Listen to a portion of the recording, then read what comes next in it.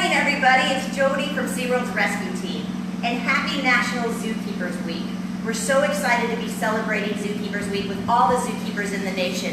And one of the things we do with you guys a lot is we take you out on our return trips. But we thought, since it is National Zookeepers Week, we'd show you how our mornings start behind the scenes here in the park, being a keeper here in our rescue program. If you guys are visiting any of the zoos around the nation today and you see those keepers, maybe tell them Happy National Zookeepers Week. Maybe give them a big hug. I'm kind of hugging myself right now for you guys. But we are right here in our critical care building. This is where we bring the animals when they first come in and are rescued off of the beach. And how do we know about those animals that are on the beach? Well, let me pull something out of my pocket here if I can get it. This is actually our rescue hotline. There's always one of us carrying this with us. And if this rings, well, you guys are here visiting the stranded animal area with us, I'm actually going to need to answer it because this is people alerting us to animals that are here on the beach.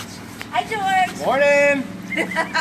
That is one of my favorite teammates, Mr. George Villa. You guys are going to get to spend some time with him a little later this morning. And what we're doing is we're continuing to walk through our stranded animal rescue area behind the scenes where we start our day. As you guys can see, this is a very large area, and when we've already rescued over 400 animals this year, we need a large area to be able to care for all the animals that need our help. And I'm really excited because you're actually going to get to meet some of my favorite zookeepers today, and that's my teammates who are so inspiring to me. We're going to go in here. This is quarantine pools 1, 2, and 3. This is where we first bring the animals when we rescue them off the beach. And who do we have in here? This is Jonathan. It's Hug a Zookeeper. I do love a good hug. I thought that was a pretty good one. What are you doing this morning? So I want to try something with 355. Now, referred to as 355, this is a 355th sea lion that we've rescued this year. How long ago was he rescued? He was rescued about a week and change ago. And so started eating, which is definitely a good sign, but I want to see if he's going to do a little better, eat a little faster. Jonathan, why did we rescue him? He was very, very skinny. If we were to look at this animal, he should be 2, maybe almost 3 times as big. So very, very skinny. He should probably weigh closer to 60 pounds.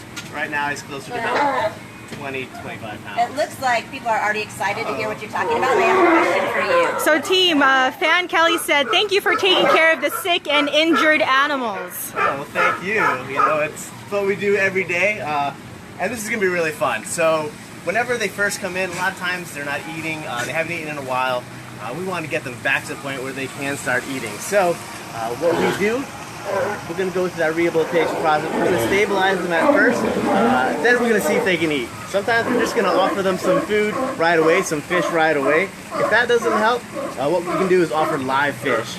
And it's amazing to go from night and day, from an animal that's not eating at all, they see that fish, instinct kicks in, they're ready to go. So hopefully we can see that with 355. Looks like we have another question. Maybe if they ask the question, we can go into the queue with the live fish, the quarantine area with the live fish. Yeah, of course. We're seeing a lot of hearts sent our way, and they're saying that they love to work with you. Thank you for everything you do. Jody, we're hearing a lot of barking in the background too. Can you give us some context of what's going on here? Absolutely. 355 is not the only animal that we've rescued that we have in this area, and in just a few moments you're going to get to actually see those animals that are making those vocalizations or those large, loud barks. And really quick, we're also joined by rescue team member Kevin. Hello. Okay, here we go. Jonathan, what are we doing right now? Alright, we're going to go ahead, we're going to offer the live fish. I'm pretty excited. I think 355 is as well.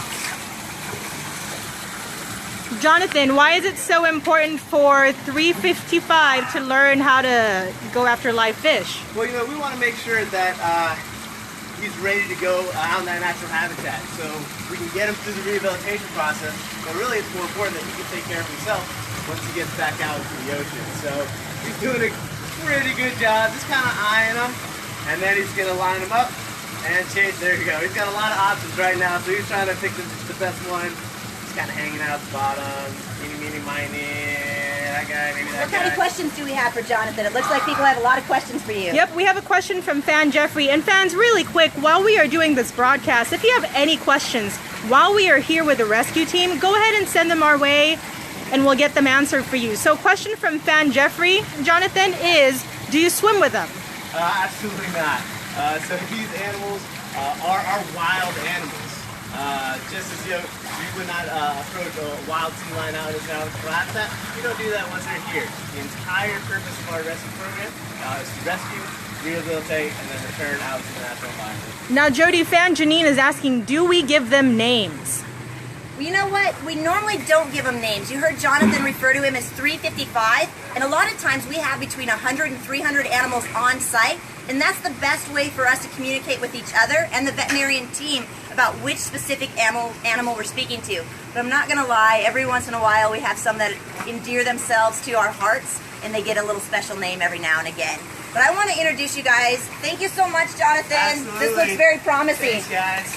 Do you think he's going to be a successful rehabilitation and get returned back to the wild? Doing a great job. Hopefully we can send him on home soon. I want to introduce you guys to someone who is one of my favorite teammates and more like family than a team member.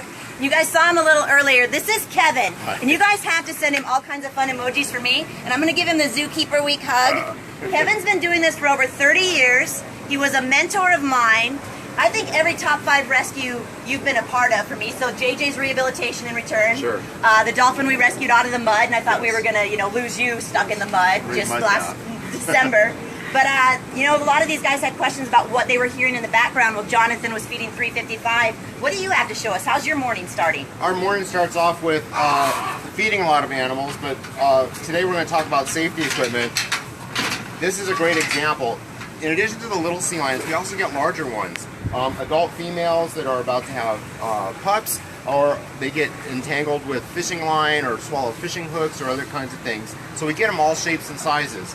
Well, these are, like Jonathan was talking about, these are wild animals, and so they're inclined to bite us, or we need to be safe when we're walking and working with these animals. So right here we have 3 larger animals. You can take a quick look. They're kind of anxious because they haven't had breakfast yet, but these are animals that are well on the mend. They've been with us for quite some time.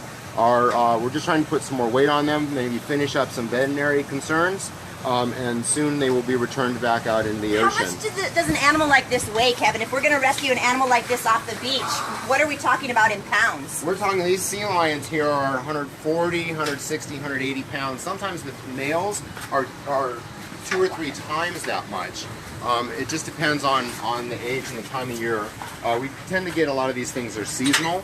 Right now the big females, again, they're 150 to 200 pounds probably on average at least. And how much has the largest animal you've ever rescued weighed, or the one where you felt it was important for you to keep the team and the animals safe with the equipment and the personal protective equipment, and just talk about a big, large, hard rescue for you. We've rescued some very large adult male California sea lions that are in excess of 400, maybe even 600 or more pounds. Most of those had had fishing line or gaffs in their side. They were perfectly able to move around, but they still needed our attention. So they're very, very healthy, very, very strong, very mobile, and so we've had to have safety equipment to make our job safe, to make the rescue safe, and also during the rehabilitation I think our Facebook fans are asking us a lot of questions about what you have to say. What's being asked? They are. So thank you for sending all those questions, fans. We'll try to take as many as we can, but Kevin, just to let you know, they are sending, thank you, Kevin, with emojis with sunglasses, wearing sunglasses, and heart emojis. So fan April asks, how long do you rehab them, and how do you know when they're ready to be released? Most of the animals that we bring to our rescue program are here for probably 6 to 8 weeks. Some of them much longer. We have some here that have been here close to 4 months now, but they've had very special medical concerns, and so we continue to monitor them and make sure that they're healthy. Most of the animals that we get are little sea lion pups that haven't successfully weaned from their moms. They've come to us, they're thin, they're dehydrated, they're malnourished. Some of them also have issues with parasites, they're inundated with parasites, and frequently we see respiratory issues. These are all real common illnesses that we see on the typical animal that we rescue. Those are all treated by our veterinarians. Some of them are put on medication. Some of them just need lots of really good healthy meals and some time, and they get rehabilitated. Do you know one of the things, I know there's some more questions, but real quick I want to tell you one more thing I love about Kevin, is it's not just about the 30 years he's been a zookeeper here at SeaWorld, actually over 30 years. He takes all this information and shares it with a lot of 4-H, young kids out there that are learning how to care for livestock. And if we walk this way, Kevin, I see something that reminds me a little bit of a rodeo barrel and a really good looking zookeeper inside of it. Everybody, this is George. Morning. He hasn't had a hug for National Zookeeper Week yet. Yay! Look at those heart emojis that our fans are sending us. So what do we have there? So this is a modified trash can. This is a safety tool that we use now. When we go in some of these quarantine areas and feed, sometimes we have 30, 40, 50 animals all in one little small area. And we have to go out onto the deck area and give the animals medication or give them more focused feedings and those kinds of things. These trash barrels, we basically just cut out the bottom and we can walk around. It's a safe barrier. It keeps us safe from the nipping little biting mouths of the little sea lions. We originally used it when we were rehabilitating some elephant seals several years ago. They tend to want to congregate around you and push on you, and they're very, very mouthy. They tend to bite at things before they realize what they're biting at. So it became a safety issue for us, and we kind of created this, and it's been an amazing tool for us just to keep safe on the day-to-day jobs that we do here. Speaking about those elephant seals, we actually have some in-house, and we have a keeper that we work with who they are her absolute favorite animal. So I think it'd be fun for the team to get to go meet those northern elephant seals and meet the keeper who absolutely has a special place in our heart. Thank you, Kevin. Let's keep going down this way. We're going to the next quarantine area, which we call quarantine area 4 through 8. And this is Jennifer. Hi. We actually refer to her as Jay-Z. And she absolutely loves northern elephant seals. So Jen, maybe you could introduce us to some of the northern elephant seals we're currently rehabilitating? That definitely would be my pleasure. I've been working here at SeaWorld for almost 20 years now. So I would love to show you my favorite species of pinniped. Come and follow me. So right in here are elephant seal pups, northern elephant seal pups. You can kind of see how big their eyes are because they are very deep divers. These guys are benthic eaters or bottom feeders, and they need those big eyes to see the bottom of the ocean to help them find their food. These guys are actually pups. Believe it or not, they're about 5 to 6 months of age. They are all born kind of around Valentine's Day, which is a good reference. And they also are born about the size of a 4th grader. They nurse for about 28 to 30 days. At that end of that, they're actually the size of a sumo wrestler, over 300 pounds. So you can kind of see that this is our newest arrival. She actually is very skinny. You can kind of see how she looks compared to the other 3 that have been here for a little bit longer. You can see how big and sausagey they are. They're really active, looking around, stuff like that. Jen, what endears these animals to your heart so much? Because these are in Northern California, so we only rescue about 25 or less a year here in Southern San Diego County. So we don't see a whole lot of them down here, but what endears these guys to you when you're rehabilitating them? And what's different about rehabilitating these guys versus rehabilitating California sea lions? So these guys, the reason why I really love them so much is they were actually hunted to the near point of almost extinction. So the Mexican government actually found a whole colony of them down on Guadalupe Island. So that's actually, the species was able to survive that way. Just learning about their history and kind of going forward with that is the reason why I really enjoy rehabilitating these northern elephant seals. The fun part about them, obviously, is just the way that you kind of have to fish school them. A lot of times you just have to kind of get in there, and we kind of use these almost like fish grabbers. You have to dunk them inside the pool. You kind of have to set up a good, successful opportunity for them to learn how to eat fish again. And it's always a little bit challenging. You have to work a lot with your teammates. Everybody puts in their suggestions. Obviously, they're very cool vocals. It's one of my favorites also. That's perfect. And besides being able to rehabilitate these, what you guys don't realize is part of caring for these animals is having to clean up after them every morning. If you look in the elephant seal pool, you might see a little bit of stool or defecation. It's amazing what we can learn from stools and defecation, and that gives you guys a whole nother emoji to throw out there. But we're gonna go over and talk to George again about one of the things we do when we very first start our day. And George, what is that? My favorite part of the day is cleaning. I love poop, I love sea lion poop, and I love the clean I don't poop. believe a word he's saying. But I've already fed these guys this morning their morning meal. Yes, you can tell they're down at the bottom. The cool thing about SeaWorld San Diego is that we can actually drain our pools here. We have a very natural source of water right next door to us, Mission Bay, where that water comes in naturally, it gets filtered, used in our parks, back out into the filtration system, and back out into the bay. So we kind of act as a filtration system for the bay. Now, one of the most important things about working with animals, obviously, is communication. Here we have communication boards that were specifically designed for our rescue rehabilitation program here at SeaWorld. Now, important information, obviously, is the identification number of each one of those animals. Now, I don't know if you guys have noticed, when you look at these animals closely, they have these shaved brandings on the sides of their bodies. Each one of those symbols actually represents a number. You can see that right here. So as keepers, what we do is make sure that we match these symbols to the number of that animal came into our system. Now, in addition to that, what we do is we record. George, Yes. can you talk a little bit more about that marking in them, how that is shaved into their fur, and how long it'll actually stay? Is that always going to be on there? No, that's actually a really good point. It is actually shaved, branded onto their side, and that shave branding actually, once they lose their molt, so sea lions will molt twice a year, they'll lose that shave branding, and then they'll be, back to normal, really. So just talking a little bit about this morning, these guys got fed 3 pounds each. We're, as zookeepers, we're very observant when we feed our animals. If an animal requires medication, we make sure that we medicate that animal. This animal looks like it did receive some medication this morning, and I made sure that I observed that. So once we're done feeding these guys, the next part is going in and cleaning, which is my favorite part of the day. So I'm going to tell you a little bit about the cleaning process. Always remember, you have to be safe when you're working with animals. So you've got your PPE, your personal protective equipment. Now, these goggles will protect my eyes, right? I know I'm looking to use. You look good, George. You look good in that. And then you've got PPE. gloves. And what we do is we actually have a special diluted disinfectant to clean these habitats. Now, sea lions out in the wild carry a lot of nasty things, okay? And sometimes that's why they get sick and they end up right here at SeaWorld. We're going to help them through all that.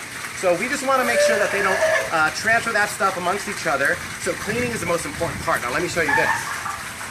And George, what are those blue mats? So these blue grates are actually specifically designed for our animals here at SeaWorld so they can lay on these mats and not allow for them to lay in their own urine. So it actually drains down. And I'll show you. I'll get a lot of morning surprises here early in the morning. Oh, that looks like a good one. Almost slept there last night. But anyways, part of the cleaning process requires that we go into the animal habitats and clean. So what I'll do is I'll disinfect the area, scrub, hose down, and then of course bring this pole back up so these little guys can then feed around noon o'clock today. Thank you so much, George. That really is an important part of being a zookeeper, is making sure you're paying special attention to your animals, making sure you're keeping their environment as clean and safe as possible. Jody, they're sending all those heart emojis our way. And fans, thanks for still tuning in as we're behind the scenes on this exclusive time that we're spending with the SeaWorld San Diego Rescue Team. Jody, what do you have for us next? What I want to say is you guys out there are really part of SeaWorld's rescue team. Whether you know it or not, you actually start and initiate these rescues by calling our hotline. And we want to keep these animals safe on the beaches, and we want to get them the help that they need. So the best thing you can do if you come across an animal on the beach is alert the local authorities, whether that be lifeguards, park rangers, your local rescue organization, or if you live in Southern California, call 1-800-541-SEAL and alert SeaWorld's rescue team. And now you see how we're going to rehabilitate those animals, or how our day is going to start when we've rescued them. And what kind of questions are coming through, Kat? Really quick, Jody, fan Lisa is asking, do you rescue dolphins and whales? We do rescue dolphins and whales. I was just talking with Kevin a little earlier about one we rescued last December, and Jonathan was there. We followed this animal probably for about 3 days, and it was stuck in a tributary. It wasn't going out with the tides, and it actually seriously got stuck in mud. Its pectoral flippers were literally stuck in the mud. Wow. And this was deep mud, and we had to use a lot of different specialized equipment and training to be able to safely get out to this animal and not get ourselves stuck in the mud. But you should have seen us in the truck. Jennifer, who you met earlier, was driving us back to the park with Jonathan, Kevin, and me, and the dolphin in the back of our rescue vehicle coated in mud from head to toe. And it was really important for us to keep that blowhole clear of mud with that dolphin. But that's definitely one of our top 5 rescues, I would say, especially of this last year. Come on in, you guys. So we just want to show you guys real quick before we say goodbye that a lot of times we do rescue animals due to human interaction or for different things that are caused by us. We're only having to rescue them because somehow humans were involved in causing these animals to get sick. And we want all you guys to know for National Zookeepers Week all around the nation, you can make very simple choices to help all of the local wildlife, marine or terrestrial. And we're going to give you one of the easiest and simplest, and because I'm a fashionista, we had a beautiful adult female California sea lion, just gorgeous, golden blonde, looked healthy. She was not eating. She wasn't eating for about 3 days, and we could not figure out why. 3 days into her rehabilitation, she was down in our quarantine pool 6. She actually regurgitated 3 plastic shopping bags. Ooh. You guys, it's really simple. Reusable bags are fun. Take them, keep them in your car, take them in the stores. You can get them in different colors, different sizes. You can be those fashionistas. I can't even say it. Jonathan knows it because he always wants to go get pedicures with me. That's a team builder we're gonna do, our mani pedis. We really do need to, really need to. I need one now. But we just want to say thank you so much and happy National Zookeepers Week to all the zookeepers out there. You all do amazing jobs for conservation, and if you guys want to learn more about what SeaWorld zookeepers do here at our park, go to www.seaworldcares.com. Bye guys! Bye! Bye, rescue team. Thanks so much.